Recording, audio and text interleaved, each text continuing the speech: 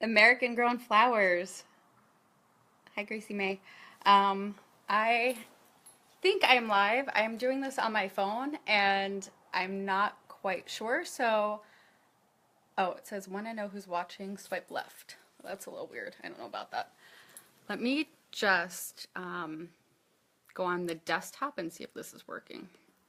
So I was going to do this on my laptop, but I guess it doesn't work. So I'm on my cell phone and I tried to set up my phone so that would be stable, but nothing is working. I did put a little lavalier mic on myself though, so I hope you can hear me okay. I'm going to have to hold this and yeah, I hope it's bearable. Let me just see if I'm on the desktop, which will be really, oh, I am. Okay, that's a little too much to look at myself while that's happening. All right, so hi, how are you guys? I am at my house and I am getting ready next week to go to Dallas to work on South by Southwest Flowers in Austin. I am so excited. I've never been there. So today, here's little Gracie May. She just got a haircut and I are just wrapping it up. So I am Carly Cylinder. I own Flower LA, which is a floral studio based here in Los Angeles and New York and Dallas. So I have people that work for me in all the cities, and for major events, I will definitely be there at those events. But I do have head designers that take care of all of the stuff. When I'm not there, I do see every single thing that goes out though, and I make a lot of corrections. Well, I hire people better than me. So I will definitely put in my 2 cents, but oftentimes I hear I'm the best person to work for. No. Okay. So let's see here. American Grown Flowers and Women's Day. I first got introduced to American Grown Flowers, who are sponsoring the Field to Vase dinner that I'm doing April 20th and 21st through Deborah Prinzing. And talk about incredible women. I know she has been mentioned probably on here a lot, and anyone in the floral business seems to know her. I have her book right here. She's the mother of Slow Flowers and really has just done so much and brought so much awareness to my life. So this is one of her books. She's done a ton of things, which is a great book. But how I met Deborah originally is let me think about this. I don't know if my book came out yet. I was speaking at the Green Expo. Oh my God, I'm blanking. My brain is fried. It's Friday. Ooh, what was it called? Green Living Expo? I don't know. And I was doing a presentation. I'm like, oh my God, I know about eco flowers. I was super into fair trade, but I didn't know a ton. So I started Googling and I came across Deborah's website, Slow Flowers, and I think I emailed her and we hopped on a call and she was so wonderful, talked to me for a very long time, even gave me her PowerPoint, which was insane to use. And, oh wait, oh, it says people are viewing. I hope you can hear me. Okay. I don't know. Can you hear me? I'm not sure. So so Deborah and I spoke, and then oh, I see thumbs up, so you can hear me. And so that evening, she actually invited me. She was like, I am a part of this Field to Vase dinner movement, and if you want, we're doing kind of a mini one for garden writers in Pasadena at the Muir Ranch, which I'm sure I am mispronouncing. And it's a high school that has its own flower fields, and the kids work there. It's really amazing. So I joined her there and met her in person. And since then, we've stayed in touch. She had me speak at the San Francisco Home and Garden Show, and I'm a Slow Flowers member now, and I'm going to be speaking at Disney World next month, which I am so excited for. So that's kind of how I met Deborah, and then I went to the Field to Vase dinner last year, which was done so beautifully by the women at Flower Duet, and it just all kind of becomes one big circle, or network, I suppose. And so they asked me to do it this year. So I'm really excited to be doing the Field to Vase dinner with all of the local flowers and the slow flower movement. Holly, who was on Facebook Live before me earlier today, and I watched, and she's equally as amazing. All these people. I spoke to her before my book came out. Here's my book, because I'm going to do a plug. You know, there I am. That's with makeup. This is without, pretty much. And I spoke to her. I think I found her through Instagram originally, and so I'll name her as one of my inspiring women too. She spoke to me for a very long time, and the thing I remember her saying is, I wrote this book. This book sold in 2013, but it didn't come out till 2016. So we become way more aware. We learn more techniques, trends change. And I remember speaking to her, and I was like, oh my gosh, you know, I have floral foam in the book, a whole chapter, in fact, dedicated to that. And I have just some things I would change. And she was really awesome about it. She's like, you know what, sometimes you need certain mechanics to create certain things. And she kind of was like, we all kind of do things we wish we didn't, and I just loved her attitude. So that was a really great lesson from her. I don't know if the lesson's not to be so hard on yourself, or we all do things we wish we could change, but she was very, very supportive, and her story was so inspiring, and we did talk about a bit about me coming there to maybe do some kind of collaboration, so maybe one day. And then I will mention Flower Duet because they are also going to be talking about Women's Day, but they are also so supportive. And I think what's so wonderful about all of these people is how supportive they are of other women and other women in their same field. I know I'm very competitive, so sometimes when someone is just so generous with their information or connections, I'm like, oh, would I be that generous? You know, I think I would be. But it's really amazing because in floral design, it can be a little catty, and depending on what your niche is, you get those people, so it's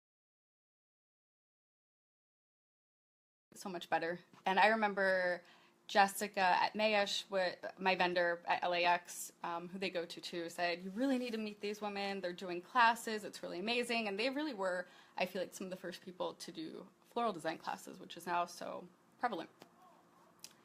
What else am I going to talk about here? Let's see how Gracie's doing. This is in my bedroom, and this is another empowering woman, Madonna.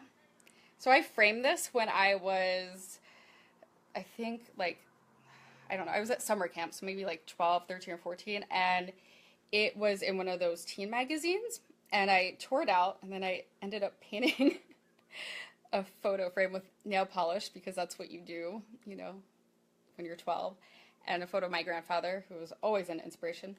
But it says, if you can't say, I'll die if I don't do it, you should not do it. And I think that's a great quote, and I think it's so good for when you're working towards something. I had the idea for my book. It took about 5 years to go through the traditional route, get an agent, and have it come to fruition. But I was so set on it. I was really felt strongly. That's mainly the reason that I kept my business going and growing. But I really felt like I had this information in me, and it was before Pinterest. It was before like lots of blogs where you could learn floral design. So it was very important to me that I created something that was very easily accessible, no scientific terms, just had it in, you know, layman's terms. And I really felt that quote through me during that 5-year journey of like, I have to do this. And I guess I'm waiting right now for a project where I feel as passionate. So I would, okay, sorry, I'm saying a lot. Other women that are inspiring to me, I will mention my mentor, who's now a friend, and her name's Sandy Abrams. She wrote a book called Your Idea Inc. and has a company called Moisture Jams for about 20 years. She was very instrumental, just such a positive ray of light. And I didn't grow up around tons of positivity. And so I just feel like having someone that always saw the glass half full was really instrumental in me thinking about the kind of woman I wanted to become, and just the way she lives her life, and how close she is with her family and career balance, or juggle, not a balance, it's a juggle, has been super inspiring. So Sandy, thank you. And I notice a lot of people say they're grandparents. Sometimes I think grandparents can be better parents than your parents, you know. But my grandmother, who passed away, she passed away when I was writing the book proposal. But I remember she never judged or even said anything about my dreams, whether I was wanted to be an actress or wanted to start a floral business or had an idea for a book. You know, I told her, I'm going to write a book. It's like the Rachel Ray of flowers. And she's like, what? You know, at that time, she was towards her end of the life, but she was like, what? What's Carly talking about? But she was very, very supportive, and she was a very judgmental person, but not towards me. So I just thought that was such a great lesson when people tell you what their aspirations are, just even if you don't believe it, to not be judgmental of it or say anything to dissuade anyone and just be supportive, really. Um, and then my other grandmother, who I didn't know, but she was very artistic, and I have two of her paintings in my bedroom, and she was kind of like, you know, depressed 1950s housewife, and didn't have the opportunities I have now, but I know she was so smart, and she was so creative, and such a good artist in so many different ways. So I always think that I want to do stuff that makes her proud, and I always think that about the previous generation. They've paved the way for all the opportunities that we have, and so I'm so grateful for that, and just I'm very aware and want to pay that forward and make this generation be able to have so many opportunities as well. So I guess those are all my ladies. I know the lighting is really bad, so I apologize. Let me see. I have one quick story from about Field to Vase, which is funny. I think funny. Involves women as well. I have two stories. I'll talk about my two designers that are going to be helping you at Field to Vase with the American Grown Flowers. So the first is Jamie, who she wanted to be a floral designer, and she actually got her family to fly down for the Carlsbad dinner last year. So her brother, sister, and parents, which is amazing, and they all came down just for that, which obviously I didn't know she was at. And a couple months after that, she had emailed me to see if she could work for me or gain experience, and at that time I just really wasn't hiring, and so, you know, that kind of faded away. And then I was doing an event, and I was actually attending the event also, which is rare, and I checked in, and she was volunteering, and she's like, you know, what's your name? I said, Carly Cylinder, and she's like, oh my God, Carly, it's Jamie, I've been emailing you, and she was so wonderful in person.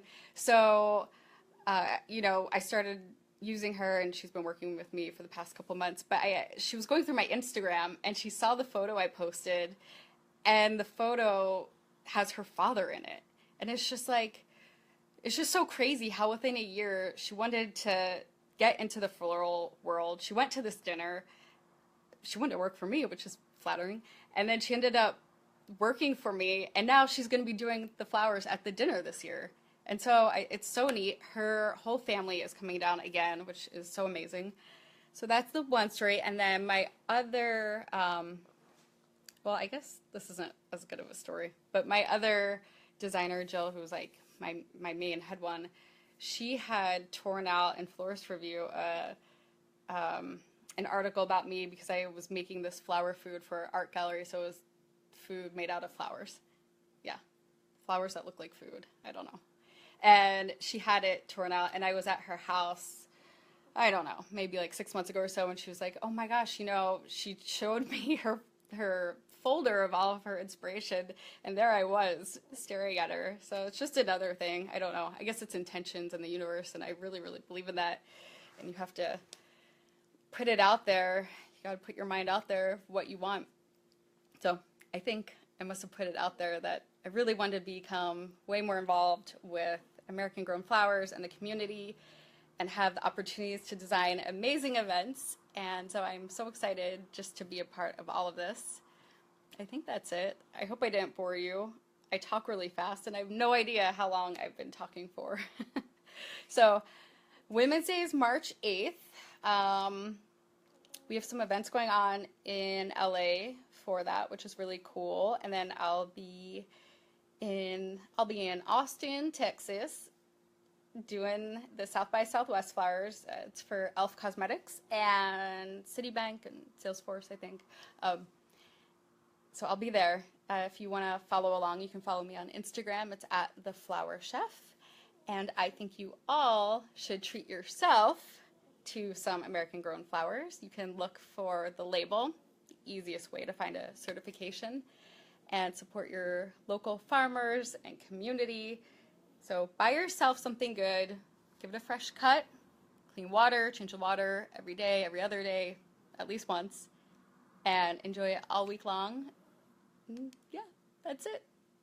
Thank you for having me. Here's another update on Gracie. Oh my God, she's like, I am so sleepy. And why'd they put this? Sorry, they put a like St. Patrick's thing on you. Her little mohawk. I love this dog. What? I made her flower, like, what was that? Flower leash? Yeah, she's so tired. Okay. Thank you all. This was fun. And go make something beautiful.